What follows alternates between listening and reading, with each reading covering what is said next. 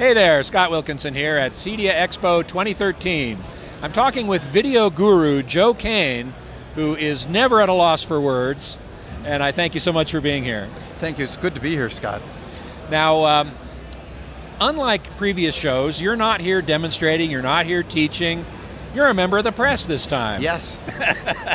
I'm playing the game of trying to find out what everybody else thinks is going on. So. Exactly. Well, here you are telling me that. Maybe next time I'll tell you that. So what have you seen so far that's of any interest? It's the first day of the show, so you haven't seen everything yet. No, and of the innovations that I've seen here, some are really small. Of course, my focus is on the 2160p format and HDMI. And the innovations I'm seeing in HDMI, a company by the name of Kordz, K-O-R-D-Z, now has an equalization buffer that goes on both sides of any HDMI cable and can make it into an HDMI 2.0 cable capable of handling any of the 2160p options in the HDMI 2.0. Now, HDMI 2.0 goes up to 18 gigabits per second, is that correct? There are a lot of things about HDMI 2.0 that I don't think are quite right yet, but that's a completely different story for another time. But for the time being, there is a consideration in just trying to get information from point A to point B. And one of the things that I like about what Kordz is doing is actually making average run-of-the-mill cables work for the very best rates or the highest rates that can be conveyed over HDMI. And this is by equalization? This is by equalization. And so there is a device on either end of the HDMI cable that makes sure that the cable is doing what it's supposed to do. So this is different from the powered HDMI cable, the red mirror. Right. Well, what those devices did is they tried to fix the signal. You know, it would come down the cable and it would be ruined. Right. And they would try to fix it. What this system is doing is pre-equalizing the signal so that it's not ruined by the time that it gets to the distant end. But there's still a buffer at the distant end that makes sure that everything is in time and everything is stepped properly. So it pre-equalizes at the beginning of the cable and then stabilizes and fixes everything that at the end. So it's a two-sided approach. And it'll work with any HDMI cable. It's not, it doesn't have to be built in. Well, among the things that they're doing is they're showing 2160p over a very thin HDMI cable. Oh, yeah. And over a very long, thin HDMI cable. Wow, okay. So I think that that's going to be an innovation in itself, because I'm certainly encountering a lot of installations where the HDMI sort of doesn't work and there's losses in the cable. Well, it turns out that this can fix a lot of existing HDMI problems, plus giving you a future-proof, if there is such a thing as future-proof, but give you something that will give you an assurance that when new things come, you'll still be able to handle it. Now, one of the things I've noticed at the show so far, all of one day, is there's actually very little in the way of UHD displays on the show floor, or being introduced, I should say. Sony has one, Display Development has one, a rebranded Christie, but Digital Projection doesn't, Epson doesn't, JVC doesn't really. Do you see this as a stall, a stumbling block, or are we just waiting for too many things to be resolved? Well, certainly there are a number of things to be resolved before the final format comes. And I'm actually not quite sure why people aren't here, because this is the place that is going to be purchased initially. First. Yeah. And so the best I can say is I'm disappointed that it's not here, and I have no idea what manufacturers have in mind by not being here.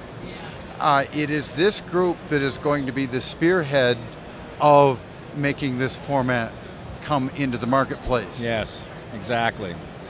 Well, I know that you have a number of concerns, shall we say,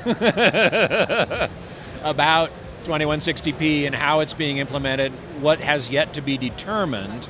One of those things, I think, is the problems with HDMI 2.0. It was only ratified a few weeks ago. It was announced, yes. It was announced a few weeks ago. And I've heard you say it's DOA.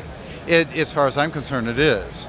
And the reason for that is the existing 1.4 system will do 2160p, it's all 8-bit, but it'll do 2160p 444 at 24 hertz and 30 hertz. Right. So the new system upgrades that so that we can do 2160p at 10 bits and we can do it 444. At 60? No. Oh.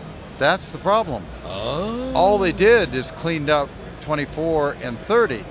Now, they accommodated 60, but not anywhere near the quality level that is accommodated for 24 and 30.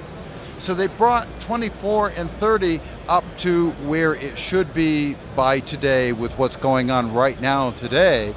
And then they added a 60 hertz capability at a lower quality capability. And somehow that didn't make a lot of sense to me. No, I see your point. And we should explain to everybody that this quality that you're talking about has to do with the number of bits being used to represent each channel. That's correct. Each color, and how that color is being compressed. You mentioned 444. Right. Which is essentially uncompressed. It's equal, no, equal amount of information for each. For each channel. And of course, going over the HDMI cable, it is uncompressed. Right.